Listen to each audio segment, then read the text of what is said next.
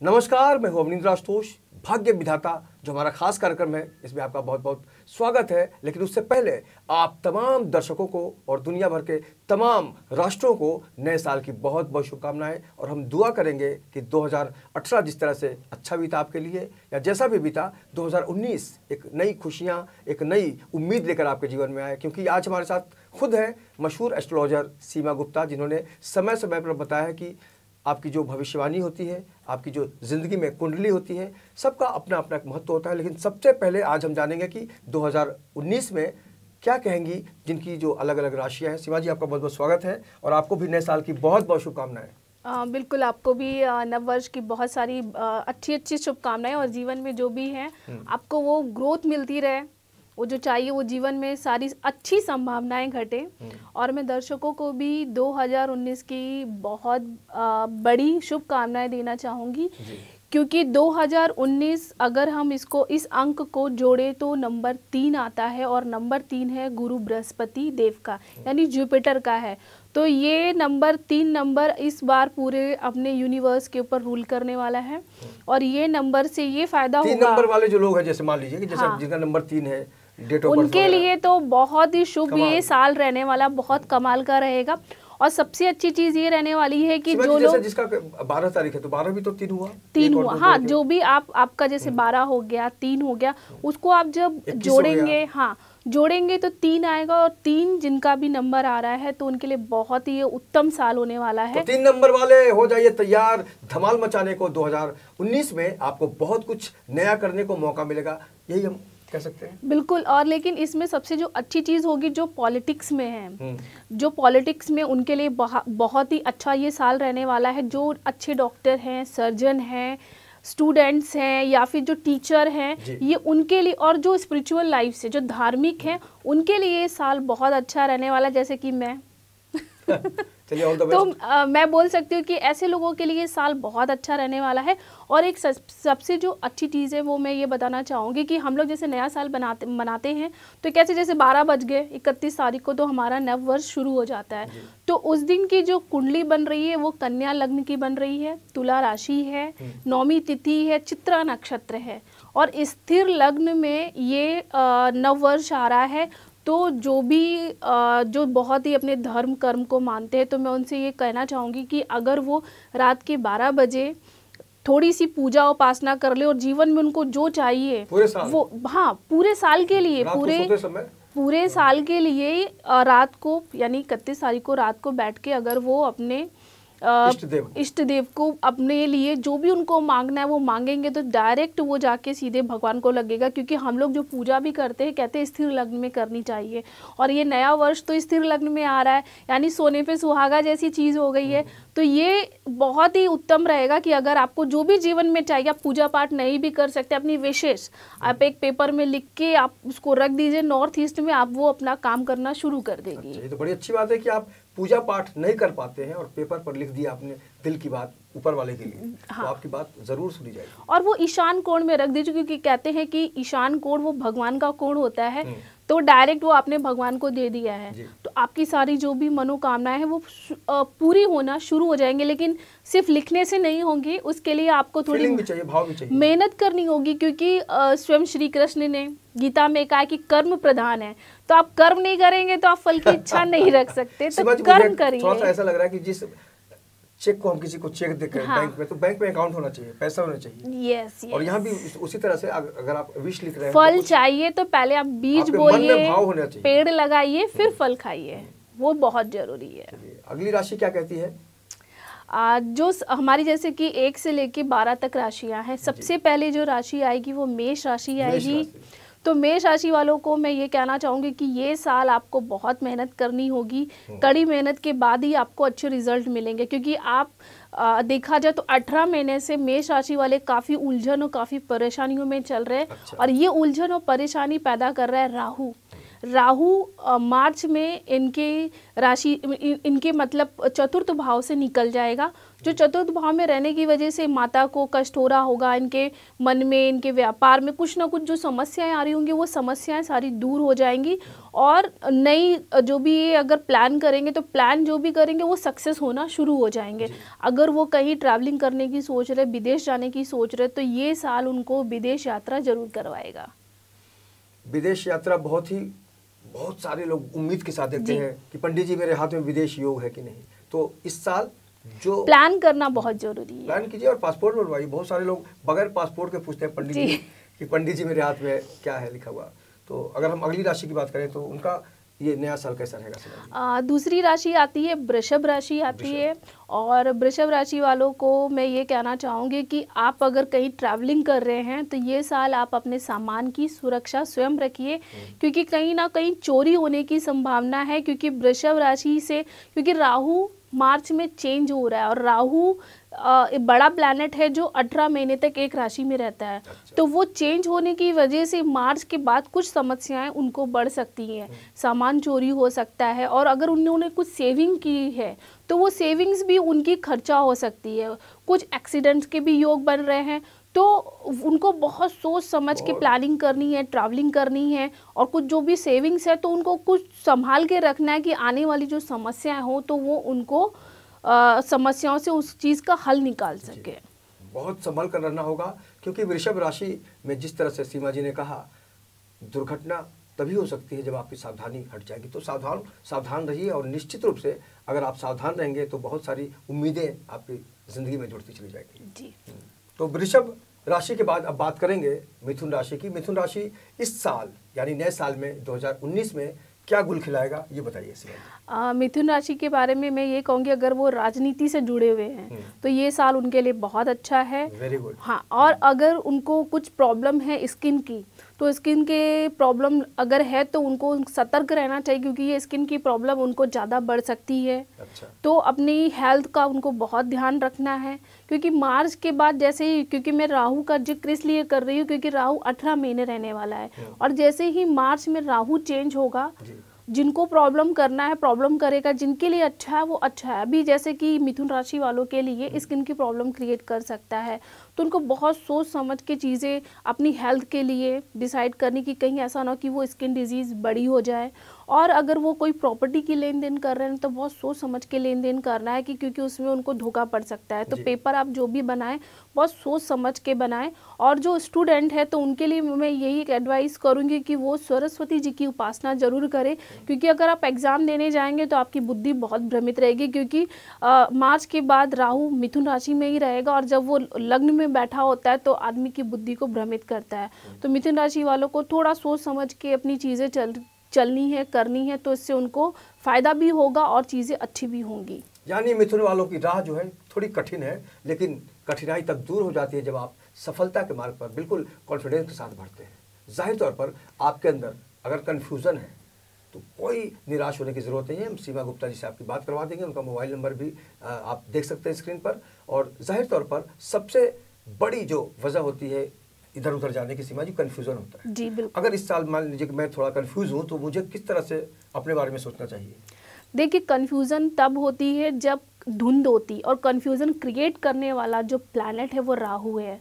इसलिए मैं राहु को इसमें इंक्लूड कर रही हूँ कि लोगों को समझना चाहिए कि हमारे अंदर जब हम बहुत ज़्यादा स्टेबल नहीं होते, कन्फ्यूज़न में होते हैं, तो कहीं ना कहीं वो राहु उनके अंदर अस्थिरता पैदा कर रहा है। तो राहु के लिए जो सबसे अच्छा उपाय है, एक तो सरस्वती की आपको उपासना करनी चाहिए। और अगर आपको ऐसा लग रहा है कि आपका सर हैवी है, आपके डिसीजन अच्छे नहीं हो रहे हैं, तो आपको क्या करना चाहिए कि जौ, क्योंकि जौ जो है वो राहु से रिलेटेड अन्न है। अगर हम उसका दान, जैसे कि वज़न आपका 70 किलो है तो उसका दशांश 7 किलो अगर आप उसका जौ का दान करते हैं बुधवार या शनिवार को, तो राहु का जो प्रभाव है, दुष्प्रभाव है, वो कम होगा और आपको कहीं ना कहीं वो एक अच्छी राह मिलेगी। तो दान करने से क्या होता है, एक तो सामने वाले का पेट भरता है, ऊपर से हमारे ऊपर जो बुरे ग्रह होते हैं उनकी जो बुरी इफेक्ट्स होते हैं वो कम करता है, साइड इफेक्ट्स कम हो जाएंगे। बिल्कुल जाहिर तौर पर जब सीमा जी इस तरह से कह रही हैं तो आपको बिल्कुल ये समझ लेना चाहिए कि आपकी ज़िंदगी में जो भी खुशियाँ हैं वो आपके हाथ में हैं, क्योंकि कोशिश करने से कोई भी जो चीज़ है, कोई मंजिल है, कोई वस्तु है, उससे आप बिल्कुल अलग नहीं हो सकते। और अगले राशि के बारे में बात करेंगे। तो मिथुन राशि के बाद अब हम बात करेंगे कर्क राशि की, क्योंकि इसमें बहुत कुछ ऐसा, कर्क सुन के कई बार लोगों को डर लगता है। सीमा जी, डरने की जरूरत है क्या उन लोगों को? नहीं नहीं, बिल्कुल नहीं, क्योंकि कर्क राशि पानी की राशि है, जिसको हम इंग्लिश में कैंसेरियन भी बोलते हैं, कैंसर भी बोलते हैं, तो लोगों को वो सुन के डर लगता है। लेकिन नाम से उसमें डरने की ज़रूरत नहीं है, क्योंकि ये वाटर वाली राशि है। तो कहीं ना कहीं कर्क राशि वाले बहुत इमोशनल होते हैं, और उनकी जो एक खास आदत होती है, ये आपको इमोशनल में बेवकूफ़ जरूर बनाएंगे। तो कर्क राशि वाले इमोशनल ब्लैकमेल, यस, कर्क राशि वाले इमोशनल होके कि अपने आप को बहुत ही ज़्यादा पीड़ित बता के या फिर अपने आप को बहुत ज़्यादा दुखी बता के लोगों की सिंपैथी गेन करते हैं। इमोशनल होते हैं, लेकिन इमोशनल होके आप किसी को अपने फेवर में कर रहे हैं तो कहीं ना कहीं वो गलत चीज़ होती है। सुनिए सबकी, करिए मन की, नहीं तो आपकी जो बुद्धि है, आपका जो चरित्र है, उस पर असर हो सकता है। सही बोल रहा हूँ मैं? बिल्कुल बिल्कुल। तो कर्क राशि की हम बात कर लेते हैं कि कर्क राशि वाले अगर सोच रहे नया घर, नई कार लेने के लिए, तो ये साल उनके लिए बहुत उत्तम है, क्योंकि वो ये साल नई गाड़ी और नया घर ले सकते हैं। ट्रैवलिंग करते समय उनको थोड़ी सी सावधानी रखनी है। मार्च के बाद जैसे ही राहु निकल जाएगा, उनके जीवन में खुशियाँ आ जाएंगी। तो ट्रैवलिंग करते समय आपको थोड़ी सी सावधानी रखनी है। और अगर आप कोई बिजनेस प्लान कर रहे हैं तो बिजनेस प्लान आप मार्च के बाद करिए। अच्छा। जॉब वाले के लिए मैं यही बोलूँगी, थोड़ा सा स्ट्रगल हो सकता है, उनके कॉम्पिटिटर उनको कहीं ना कहीं नीचा दिखा सकते हैं, तो उनको मार्च तक चीज़ें संभाल के चलनी है, क्योंकि राहु उनकी राशि में है। मार्च के बाद वो चीज़ें अगर बेहतर चाहते हैं तो वैसे प्लान करें, ताकि उसका इफेक्ट उनको अच्छा मिल सके। तो एक तरफ इमोशनल अत्याचार की बात हो रही है, दूसरी तरफ आप बहुत कुछ प्लान कर सकते हैं, लेकिन संभल के, है ना जी। तो कर्क के बाद अगर हम बात करेंगे तो सिंह की बात करेंगे। सिंह राशि क्या चमत्कार करेगा भाग्य विधाता में इस बार? भाग्य कैसे बदलेगा उनका? हाँ, सिंह राशि के लिए तो ये साल अच्छा है। स्पिरिचुअली अगर वो देखें तो अगर वो कुछ धार्मिक कार्य करना चाहते हैं तो उनके लिए बहुत अच्छा है। स्टूडेंट के लिए थोड़ा सा उनको संभल के चीज़ें करनी है, कि कहीं ना कहीं मुझे ऐसा लग रहा है स्टूडेंट अगर कॉपी करने की सोच रहे तो वो उसमें पकड़े जा सकते हैं। तो आप केयरफुली अपनी स्टडी करिए, मन लगा के पढ़ाई करिए, कि कहीं ना कहीं स्टूडेंट का नाम खराब होने का खतरा दिख रहा है।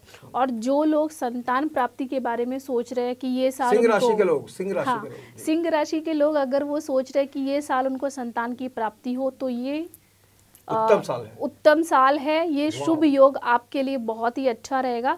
तो और अगर आप कुछ बिजनेस प्लान करने की सोच रहे, अगर आप चाह रहे कि आप किसी के साथ में पार्टनरशिप करें, तो पार्टनरशिप भी आप बहुत सोच समझ के करें, क्योंकि कहीं ना कहीं आपको पार्टनर के साथ धोखा मिलने का योग है। तो आप बहुत ही चीज़ें सोच समझ के बिजनेस के लिए प्लान करें। और अगर जॉब वाले की मैं बात करूं तो जॉब वाले के लिए ये साल अच्छा है, क्योंकि उनको प्रमोशन के योग है। तो और मेहनत करिए ताकि प्रमोशन में अच्छा आपका इजाफा हो उस चीज़ में। बिल्कुल।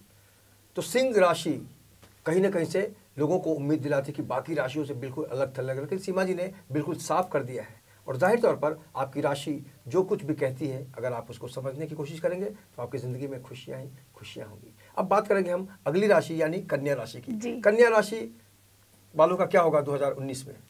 कन्या राशि वालों की हम बात करें तो उनके अंदर तो ये साल गजब की एनर्जी रहने वाली है।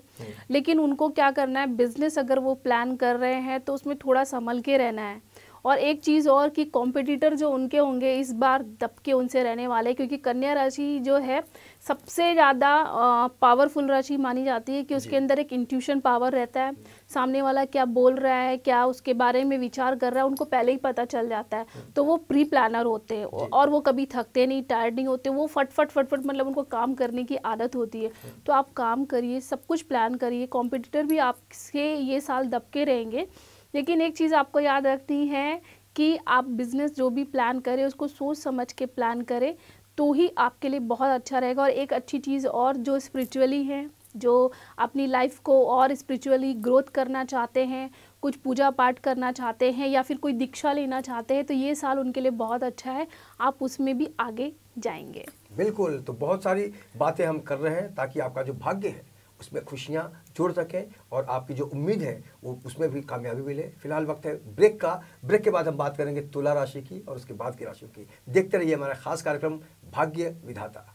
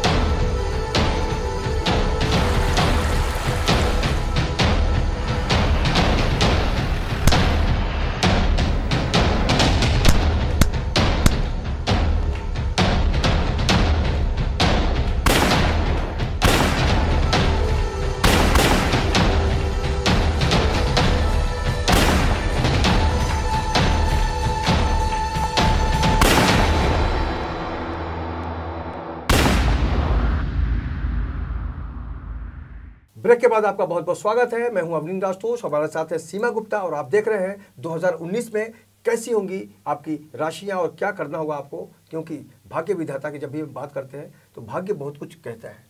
एक बार फिर से तमाम दर्शकों को नए साल की बहुत बहुत शुभकामनाएं। और आज हम बात कर रहे हैं राशियों की, तुला राशि की बात करेंगे अब हम ब्रेक के बाद। जी। तुला राशि वालों के लिए ये साल बहुत ही ज़्यादा संघर्ष भरा रहेगा। और जॉब में भी उनको संघर्ष करना है। अगर आप वो कोई बिजनेस प्लान कर रहे हो तो उसमें भी आपको संघर्ष रहेगा, यानी एफर्ट्स बहुत उनको डालने होंगे। और तुला राशि वाले अगर सोच रहे कि शादी करनी है तो शादी के लिए ये साल अच्छा है, लेकिन जॉब बिजनेस में आपको बहुत कड़ी मेहनत करनी होगी, क्योंकि कड़ी मेहनत के बाद ही तुला राशि वालों को ये साल सफलता मिल सकती है। मतलब आप कोई प्लानिंग करिए और आपका कोई करीबी इनको अच्छी गाइडलाइन दे सकता है। तो अगर आपको कोई गाइड कर रहा है, आपका करीबी दोस्त हो सकता है, रिश्तेदार हो सकता है, तो उसकी बात को मानिएगा। अगर आप उसके प्लान को लेकर चलते हैं तो आपको सफलता मिलनी है, अदरवाइज कहीं ना कहीं आपको नुकसान हो सकता है। बिल्कुल, तो नुकसान से बचने का एक उपाय है। अगर लोग बचना चाहें, कुछ जैसे डर लगता है, कई बार कंफ्यूज हो जाते हैं लोग, तो क्या क्या उपाय करना चाहिए उनको?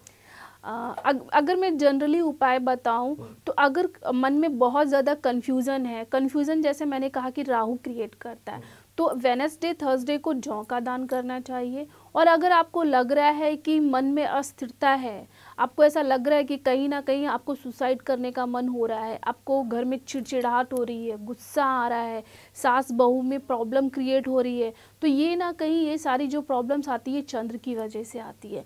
तो आपको जब फुल मून होता है तब आपको मून के नीचे बैठ के, फुल मून के नीचे बैठकर मेडिटेशन करना चाहिए, मिल्क का दान करना चाहिए। जो गरीब बच्चे छोटे होते हैं उनको दूध का दान करिए क्योंकि अगर आप मिल्क का दान करेंगे तो कहीं ना कहीं जो चंद्रमा का बुरा प्रभाव है वो आपकी लाइफ से बाहर निकलेगा। क्योंकि अगर हम नैसर्गिक कुंडली देखें जो हमारे प्लैनेट की बनती है तो वो चतुर्थ भाव आता है कर्क राशि का, और कर्क राशि का स्वामी है चंद्रमा। तो चंद्रमा कहीं ना कहीं ये सारी चीज़ें क्रिएट करता है, तो आपको दूध का दान जरूर करना चाहिए। बिल्कुल, दूध का दूध और पानी का पानी हो जाएगा। जिंदगी में कई बार ऐसा होता है कि हम दुविधाओं के बादल से घिर जाते हैं, लेकिन उम्मीद का जो दामन है वो कभी छोड़ना नहीं चाहिए। स्थितियां कैसी भी आए, बस आपके अंदर हिम्मत होनी चाहिए। अब बात करेंगे अगली राशि जो वृश्चिक राशि है। वृश्चिक राशि वालों की अगर मैं बात करूं तो ये साल उनके लिए बहुत ही उत्तम है। ये साल उनको नाम दे सकता है। अगर वो कोई काम करने की सोच रहे तो उनमें काम में वो सक्सेस हो सकते हैं, लेकिन एक चीज़ उनको बहुत ध्यान रखनी है, उनको अहंकार, ओवर कॉन्फिडेंस से बचना चाहिए और वाणी के ऊपर संयम रखना। अगर ये दो चीज़ के ऊपर वो कंट्रोल कर लेते हैं तो ये साल में उनका नाम होने का बहुत ही ज़बरदस्त योग है। मार्च के बाद उनको विदेश यात्रा का भी योग बन रहा है।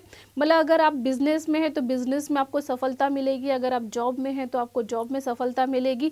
यदि आप कोई कार्य ऐसा करना चाहते हैं जिसमें आपका नाम हो तो उसमें भी इस बार आपको सफलता मिलेगी, लेकिन ओवर कॉन्फिडेंस और वाणी पे नियंत्रण रखना है। बिल्कुल। अच्छा, अक्सर हमने देखा है कि वृश्चिक राशि की जब भी बात होती है ने बिच्छू कहते हैं वृश्चिक को, बिच्छू डंक मारता है तो सामने वाला कई बार दम भी तोड़ देता है। तो आपकी राशि बिल्कुल अलग थलग है, और आप अगर इसके ऊपर मैं ना एक चीज़ आशुतोष ये कहूँगी कि बिच्छू एक ऐसा जीव है जो धरती के नीचे, यानी वो रेत के अंदर रहता, उसको ना खाना चाहिए ना पानी चाहिए, कुछ भी नहीं चाहिए, लेकिन वो डंक तब मारेगा जब आप उसको हर्ट करेंगे। वो एक ऐसी राशि है जो पृथ्वी के अंदर बिना कुछ खाए पिए भी रह सकता है, यानी उसके अंदर सहन शक्ति, अगर मैं बताऊं तो वृश्चिक राशि वाले या लग्न वाले जो व्यक्ति होते हैं उनके अंदर सहन शक्ति बहुत होती है, लेकिन वो डंक तभी मारते हैं जब आप उनको हर्ट करते हैं, छेड़ते हैं। बिल्कुल, किसी को छेड़ना नहीं है, और छेड़ने से बहुत कुछ छूट भी जाता है। हर राशि कुछ ना कुछ बयान करती है, कुछ ना कुछ संदेश देती है। कहीं ना कहीं से आपको सतर्क होने की ज़रूरत है, सोचने की ज़रूरत है कि पूरा साल अच्छा जाए। अब बात करेंगे अगली राशि की, जो कौन सी राशि है अगली? धनु राशि है। धनु राशि की हम बात करेंगे। धनु राशि के लिए ये साल मिला जुला है। करियर में उनको ग्रोथ मिल सकती है। इनको भी अहंकार से बचना है, ओवर कॉन्फिडेंस से बचना है। अगर धनु राशि वाले चाह रहे हैं कि उनको गवर्नमेंट में जॉब में लिए अप्लाई करना चाह रहे तो ये साल उनके लिए बहुत अच्छा है।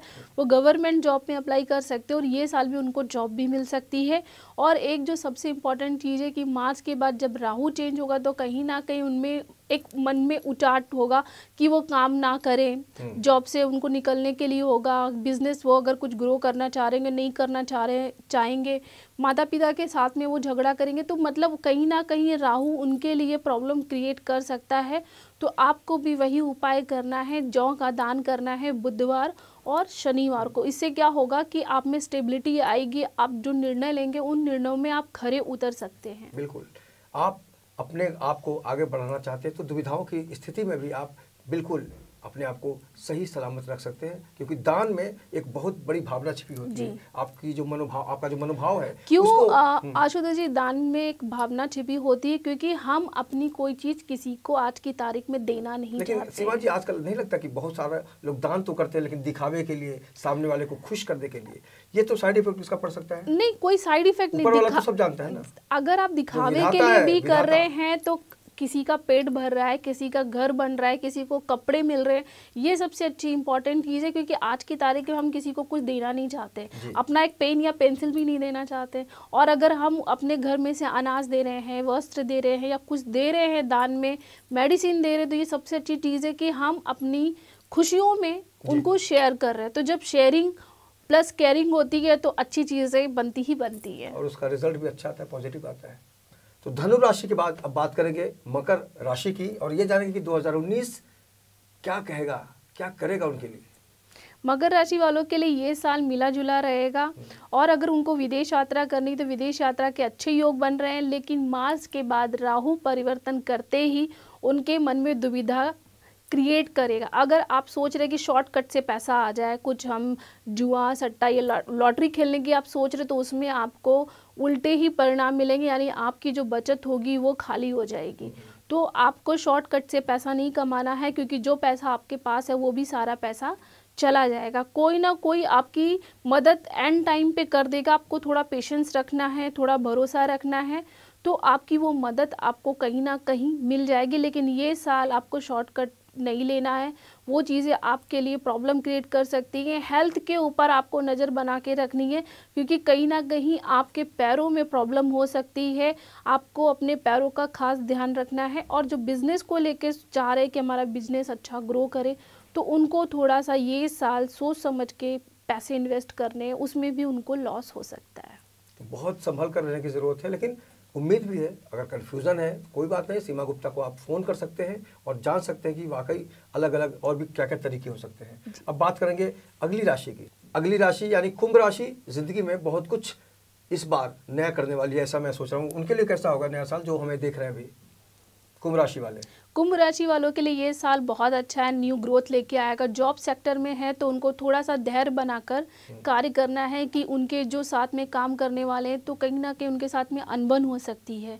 और अगर मैं बात करूँ स्टूडेंट की, तो इस समय मार्च के बाद राहु उनकी राशि से यानी कुंभ राशि से 5th हाउस में होगा, तो कहीं ना कहीं स्टूडेंट का मन उचट सकता है, पढ़ाई में विघ्न और बाधाएं आ सकती है। तो स्टूडेंट्स को चाहिए कि वो भी राहु का दान करें। जैसे मैंने आपको पहले भी बताया है कि वो बुधवार और शनिवार को जौ का दान कर सकते हैं।